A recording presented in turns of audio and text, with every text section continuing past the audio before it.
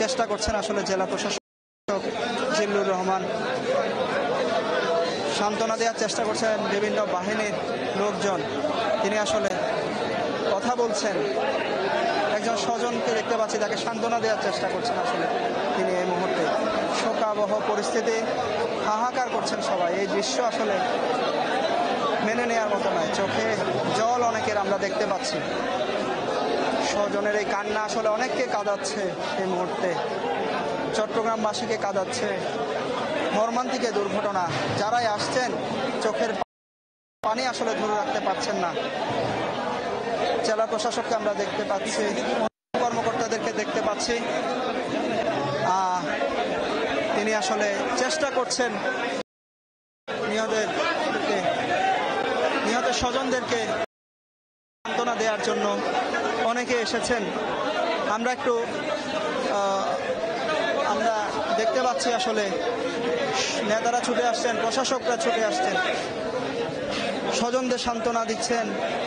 যারা আহত হয়েছে তাদের সর্বোচ্চ সেবা যাতে নিশ্চিত করা যায় সেই বিষয়টিও দেখভাল করছেন সবাই। এবং আসলে পরিস্থিতি সামাল দেওয়ার সর্বোচ্চ চেষ্টা চলছে। সবাই আসছেন, আইনশৃঙ্খলা রক্ষাকারী বাহিনীও চেষ্টা করছেন। আমরা জানতে পেরেছি যে পরিচয় নিশ্চিত হওয়ার পরে সব আনুষ্ঠানিকতা শেষে তাদেরকে নিয়ে যাওয়া হবে মরদেহগুলো, এবং আমরা পরের পরিস্থিতি আপনাকে জানাতে সক্ষম হব। আমরা সর্বশেষ পরিস্থিতি আপনার মাধ্যমে দেশের মানুষ। নিশ্চয়ই জিয়াদ, আপনার মাধ্যমে আসলে আপনি সেখানে আছেন, আপনার মাধ্যমে আমরা সবাইকে জানাতে পারবো সেখানকার সর্বশেষ কি অবস্থা রয়েছে। আপনাকে অসংখ্য ধন্যবাদ। আমরা আপনার কাছে আবার আসব পরবর্তী সংবাদে বিস্তারিত জানার জন্য।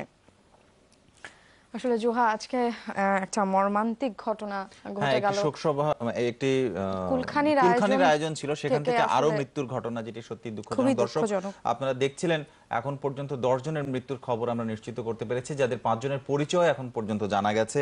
এবং প্রতি পরিবারকে মহিউদ্দিন চৌধুরীর পরিবার পক্ষ থেকে 1 লক্ষ টাকা করে দেবার কথা ঘোষণা করা হয়েছে, এবং তাদের দাহ করার আনুষ্ঠানিকতার কথা বলা হচ্ছে।